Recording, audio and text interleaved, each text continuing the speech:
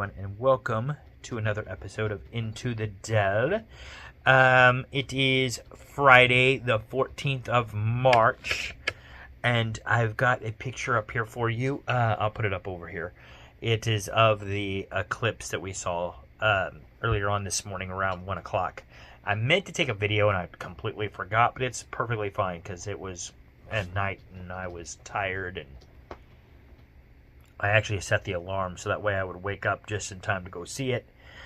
Went out to go see it, took some pictures. Angela and I enjoyed it, and then we went back to bed. So there you go. We're not morning people anymore. I think we're getting older. I think it's really our work. That's what I really blame it on, is our work sites, because we gotta get up early in the morning, and because of that, we're not late owls like we used to be. It's hard to be that when you're programmed to get up at 5 in the morning. But it is what it is. So getting into it. I got some TV shows I wanted to bring up. First off, because I just got to talk about episode 3 of the Daredevil. We watched that one Tuesday night. I meant to bring it up on my last episode, and I completely forgot. But it's okay. It's okay. I can bring it up here. So, review, good episode. I felt like it was still a little slow in places at times, just because, like I was telling some people at work, I was more or less expecting more of an action-type show, and so far we're getting more, courtroom style. So maybe that's kind of what these episodes are supposed to be, is more courtroom than they are supposed to be action. I don't know, unless it's supposed to pick up soon.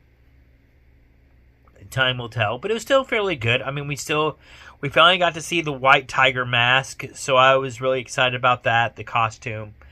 Matt Murdock represented he represented Hector, got Hector acquitted, which kind of went against the comics, but hey, to me it was okay. I don't mind, but I didn't really ever read the comics anyway. Oh, not those comics. I have read comics before, but not those, so I'm a little behind on those anyway, so it didn't really affect me, but to those that did, it may have, I don't know. Still, I'm okay with it, and the ending with a cliffhanger with Kingpin at the end, it definitely ended where I am definitely wanting to watch episode 4, so I'm good there. So, all in all, not too bad. I just felt like it's a little slow in places. They could have picked it up a little bit more. I started kind of getting bored at certain points, but all in all, not too bad. And then we got to talk about the next thing.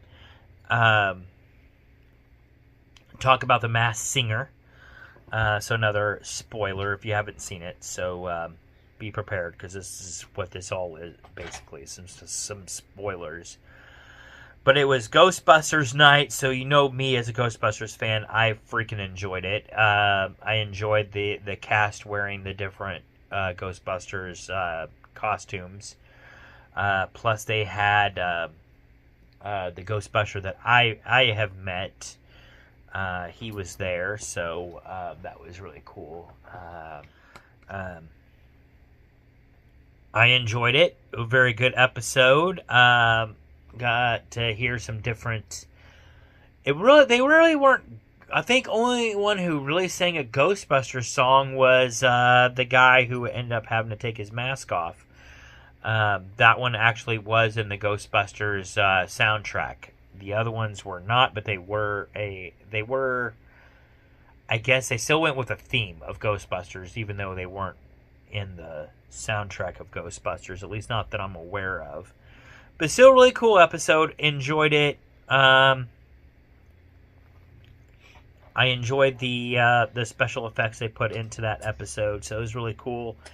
And then the alien with the cowboy hat, the one who actually sang a Ghostbusters song.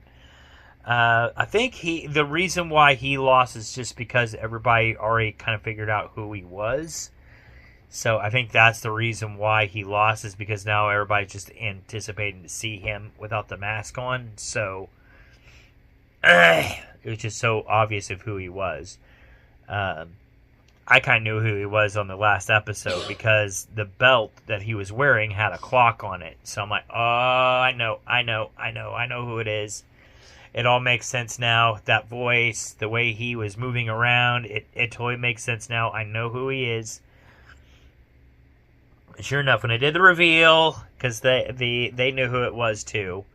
So they did the reveal. Sure enough, it was Flavor Flav. So Flavor Flav was there. It was freaking awesome. I enjoyed it. Yeah. I think, like I said, I think he would have went further in the competition had they not known who he was. But as soon as they found out who he was, I think that's when everybody just got in anticipation of just like, dude, let's just see him with the mask off. So there was that. And then after that, going into last night, we watched a new episode of Ghosts. That was freaking awesome, by the way. I love Ghosts. If you haven't watched it on CBS yet, you should. Great series there. It is hilarious and fun to watch. Each ghost are slowly but surely, I think we're finding out what their ghost powers are. Each of them have a different ghost power. Like, for example, one of them can fart. Or well, when he walks through someone, you smell you smell something that smells like a fart. So that's his ghost power. Not sure what that does, but I guess he can clear a room. And then you've got one that when she sings, you can hear her voice. You can hear her singing voice. But when she talks, you can't hear her. It's just only when she sings you can hear her in the house. One of the ghosts, he can pretty much walk anywhere, but he can't. He can walk anywhere or go anywhere. He's the only one who can kind of leave the perimeter of where he died. But he can only be gone for so long before he starts disappearing. So then he has to come back. So there's that. I'm trying to think of who else. There's one that if you walk through her, she gives you the feeling of being high. So, because, yeah, she was, a hippie. So you walk through her, you get the feeling of being high. I think that's how I think when she died, she was high. So there's that. And, which also goes with some of her memory loss that she has from time to time because, she's still suffering from being high. So various ones. Well, we finally found Hetty's ghost power last night. So Hetty, finally in a previous episode, or it was a previous episode or episode before. But anyway, she finally is embracing her Irish heritage. Before that, she really didn't like being Irish. Because of the way the Irish people were treated when they came to the United States. So she did not really want to be associated with being Irish. Or even part Irish, which I think is more or less what she is. But she finally embraced being part Irish. So last night was, for the episode anyway, last night was St. Patrick's Day. So, for one day only, she can be seen by the living. Jay's brother, Rob, is the first one who sees her. Of course, Rob's wife, she can always see him, so she didn't see anything different. But Rob is the first other one of the living to actually see her.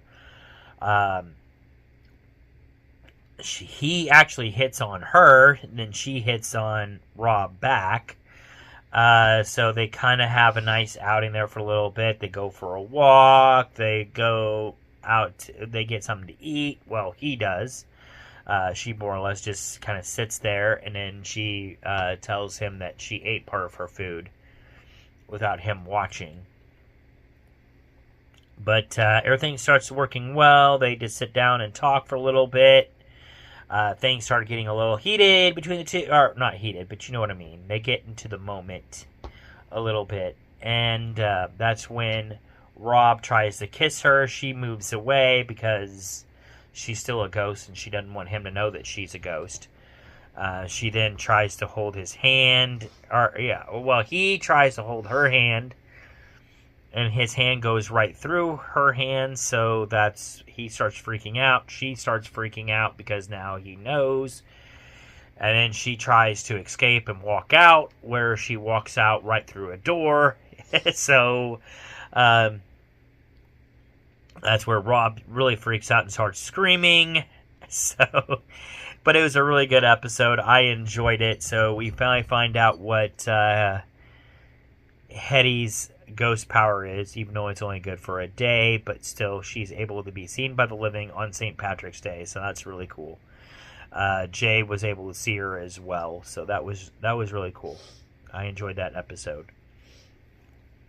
And then last but not least, we go into Matlock last night, and if you haven't seen Matlock on CBS, you should. This does not, by the way, it does not go with the old Matlock shows. It has nothing to do with those. The only thing that I have in common is that Maddie decided to use the Matlock name for her lawyer character name in the show. So she watched the show Matlock as a kid or whatever, and then she's kind of sneaking into this other firm, and she uses that as her last name. Kind of doing a made-up name. But at any rate, so you can get the backstory later. But anyway, and of course this is spoilers too, but it is what it is. Maybe this will be stuff that you might like, and then you might go back and watch it later if this stuff sounds appealing, if you haven't seen them already. But at any rate, so she basically thinks that, or Maddie and her family, they have evidence that someone shredded the documents that they needed for Epinol.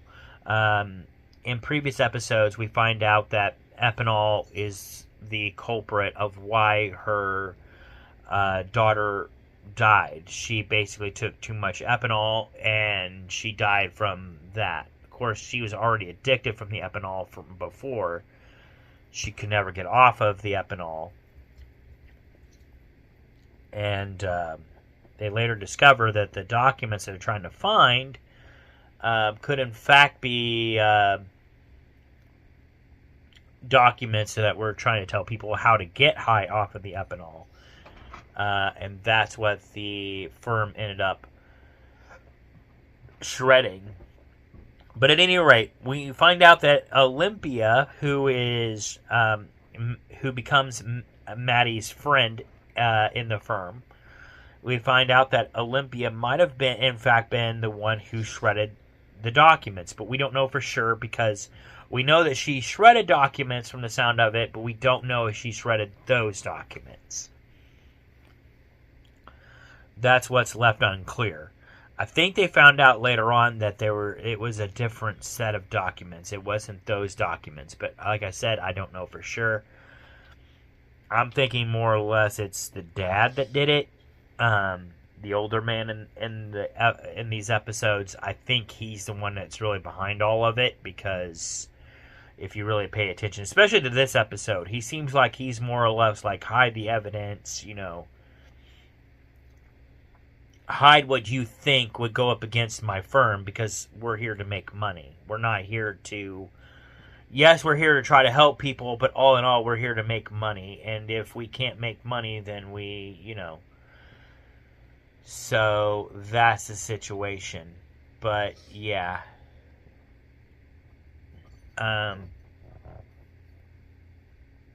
So, there's that. It was a good episode, though, like I said. Because of what was going on, though, Maddie is concentrating more on Olympia than she is on the case they're trying to do with the beer company, Slammed, because Slammed has a tiger that they use on their cans that looks very similar to the same tiger that we see on the Kellogg's cereal. Of course, they don't say that in the episode, but still, it looks very similar. But yeah, so she ends up sending Maddie home. And Olympia does, her and her team, they do end up winning that case. Because they find out that there was some hidden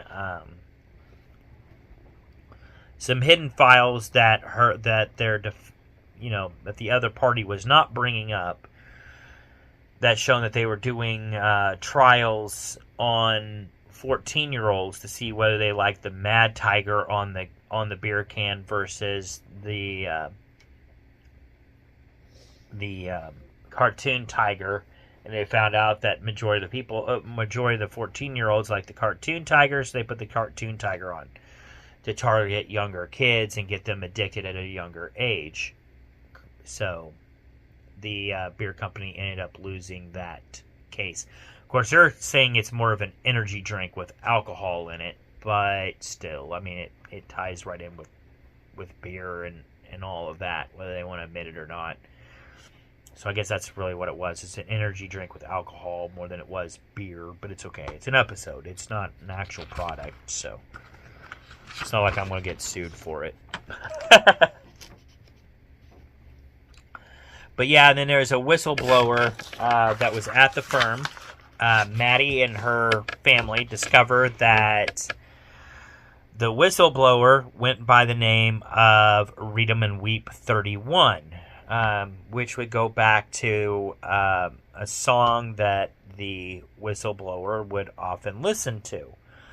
Maddie found that out and found out that was from her favorite singer and looked all that information up, and she goes like, I know who our whistleblower is, so I know who I need to contact, and I know how I need to word this. So she sends the whistleblower an email and says, like, I know they'll show up to this email. We'll just see what happens. Sure enough, the whistleblower is Mrs. Belvin, the secretary that works at the firm. So it looks like it's going to be pretty interesting. Maddie was about to meet up with her when the episode ends, so we'll find out more of what happens between the two of them this upcoming week. I'm really excited about those, so that was really cool. So there's that for my Into the Dell information. And now it is time for my questions of the day. And I know I gotta get caught up on these, so here we go. Questions of the day. I like doing these better during the week because I got more time to actually talk about things. I don't feel like I'm being rushed. I need to do this more often. So bear with me. My questions of the day will probably, from now on, probably be a little, I might be a little late on some of them or whatever because I'm just going to be doing more Into the Dell episodes and then just throwing these in. So that's how I'll do it from now on. But I like doing it. It kind of gives me more time. Into the Dell videos, I think, are a lot more fun. So it gives me a chance to talk about my nerd stuff, which is what I really like to talk about. Alright, so here we go. Going into March. See where I ended at. Our angel is real. Okay, so we got 2 to do. So, just 2. What do you refuse to spend money on? That was March 13th. What do you refuse to spend money on? I don't know. Angela, do you know if I refuse to spend money on anything? I don't know what I refuse to spend money on. I don't know. Not a clue. I don't know. I mean, there's things that I don't like to spend my money on, like bills, but I don't refuse to spend my money on them because I still need water and electricity and gas, so, I mean, I still do it. I don't like spending my money on groceries either, but hey, I still need to eat, so there you go.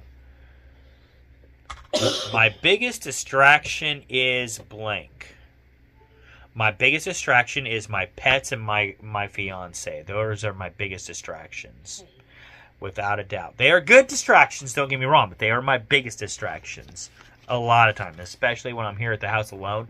I'm like, I really need to do this. I really need to do this. I really need to focus. And then I'm looking back at them. I'm like, but Daisy looks so cute taking a nap. Or, but Angela wants to watch a TV show. So, you know what? We'll watch a TV show.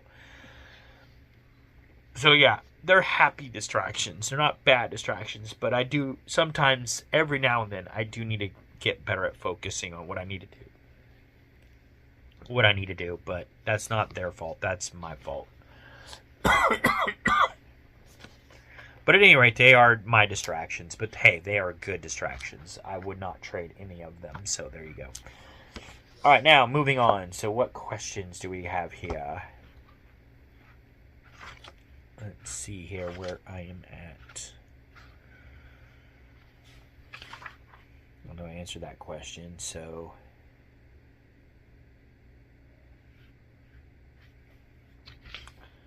I know I answered those. I know I answered that one. I know I answered those.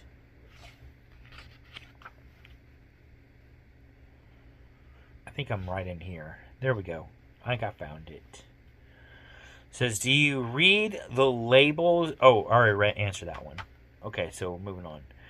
What is the craziest thing you've ever asked Siri? I don't know because I don't have Siri. I don't have her on my phone. Angela has her on her phone because she's got an iPhone. I do not have an iPhone, so I don't ask Siri anything. I'll ask Google from time to time, but I do not ask Siri. And I don't know what the craziest thing I have ever asked Google. I often try to ask Google what the joke of the day is, and it doesn't really give me a joke of the day. It just tells me where to find the joke of the day. I think if you ask Siri, she actually tells you a joke. So who knows? Maybe I will get an iPhone.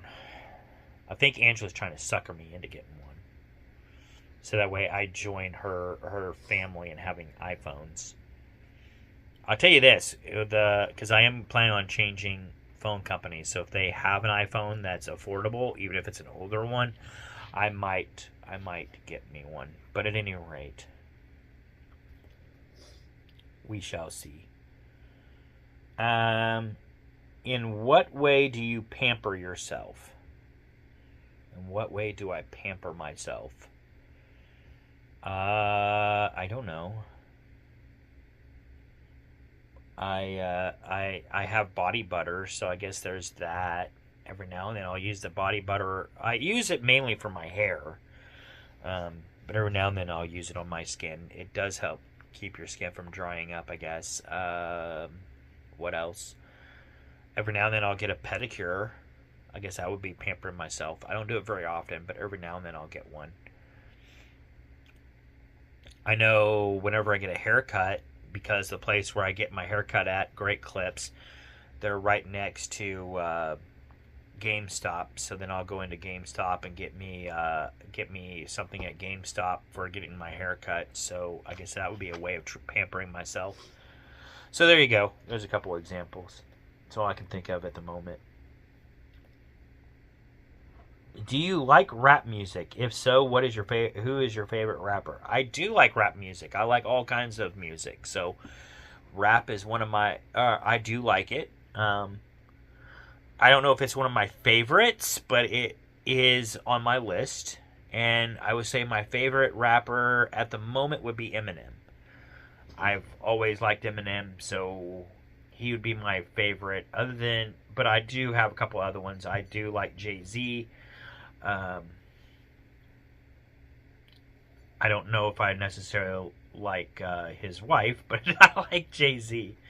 No, I say Beyonce is good on certain songs, like I said, but I don't know if I like her entirely. I don't know if I like her it's her personality that I don't know if I like. But her as an artist, yeah, she has some good songs. I won't knock her on that. I'm trying to think. I like Biggie Smalls. I do like Tupac. Flavor Flav. So, there you go. That's just to name a few. But yes, I do like rap music. But I'd say my favorite one is Eminem. So, And no, that's not because he's white. That's just because I like his music. Because Jay-Z is a very close number 2. I like Jay-Z just about as much as I like Eminem. So it's like a tie between the two. But if I was chose to make a decision, it would probably be Eminem. But I really like Jay-Z too. So, I mean, I like the Dirt Off Your Shoulder. That's probably one of my favorite songs is Dirt Off Your Shoulder. That, there's some other ones I like of his too. So, it's not just that one. But, oh, and I liked when he collaborated with Linkin Park. When Jay-Z collaborated with Linkin Park. So, like I said, it's very, very close between him and Eminem. But push come to shove, I guess I'll pick Eminem. So, but very, very close. Oh, and I like Snoop Dogg, too. Snoop Dogg is another one I like. And Jay-Z. Or, not Jay-Z. I'm trying to think of his name now.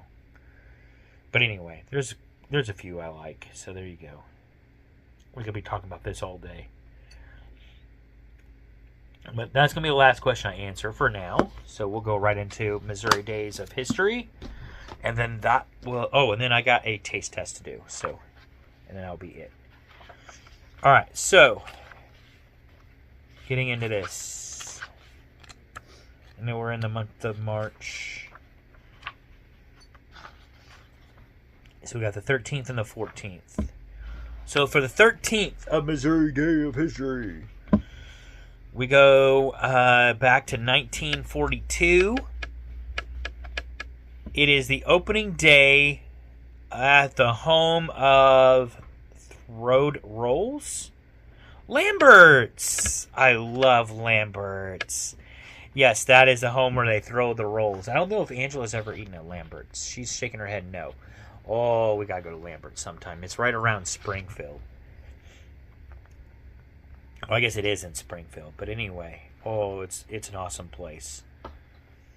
Lambert's Cafe opened in Sykeston. Opened in Sykeston as a small cafe in southeast Missouri, but expanded over the years to be more than just a restaurant. It is now a destination. Earl and Agnes Lambert opened the restaurant on South Main Street. Only 8 tables and had 9 stools, counter, and a seating capacity of 41. Throw rolls phenomena had begun in 1976. So they began that in 1976. When the owners were handing out rolls, but diners complained that they were not getting their rolls quick enough. So Norm Lambert began throwing the rolls to serve customers more quickly, and a legend was born of the throw rolls. That is really cool. I didn't know how they started it, but now I do. So I know it's right around Springfield. I guess it's not in Springfield, but it's right around Springfield. It's kind of like right on your way to go to Branson. I know that. So it's right up in there. It is a freaking cool restaurant. You got to do it at least once. The line is huge usually when you go there. If you don't get there, I'd say you have to get there right around 10 o'clock. Maybe sooner than that to get your seat. But oh, it's worth it. It's worth it. They give you basically you get what you pay for. It seems like that you're paying for a lot of food, and they give you a lot of food. So you're probably not going to eat it all in one setting. Chances are you're probably going to take some of it home with you, which is fine. It does reheat. You're fine. What else? They do throw you the rolls, and they also serve they serve other dishes too. Breaded tomatoes. They have that where they'll send that around to your plate. Okra is another one that they'll send around to your plate. So it's a really cool place. You gotta go there at least once. Really cool franchise. I would say it's a franchise more than it is just a restaurant now, because they have their own shop in there too. Just like if you go to, what's that one that your mom likes to go to? Cracker Barrel. Just like Cracker Barrel, where they have like where Cracker Barrel has its own shop. Lambert's does too. Right when you get done eating, you can go through their shop. It's really cool. All right, and another thing to mention for March the 13th, we go back to 1964. The Beatles made their first concert appearance in St. Louis. They appeared in Kansas City later on September 17th of that year. So that's really cool. St. Louis once again. But here we go. And then March 14th. Now we're going to March 14th. So that is today. And then I'll be caught up. Legislators passed a bill requiring a freedom license for blacks. This was in 1835. So we're talking about segregation, I guess, here. But legislators passed a bill that read all free persons of color had to apply for a freedom license. That's ridiculous. If you're free, you're free. The law meant that not only did African Americans have to apply for freedom, but they also had to prove that they met the requirements required to be free, which was nearly impossible. The law was passed primarily because Missouri slave owners... Okay, so we're still in slave days. Yeah, 1835. So we're still in slavery here. But in 1835, the lawmakers passed a law... because they were concerned that about free blacks moving into Missouri and influencing existing slaves to rebel against their owners. A law passed in 1847 was even more restrictive, prohibiting free blacks from entering the state while also outlawing the education of blacks already in the state. So, crazy stuff. I'm just glad we don't live in those times anymore. I'm glad we passed segregation and slavery and all that stuff in Missouri. I mean, we're still going through stuff that we should not be going through right now. We need to put all that stuff to bed.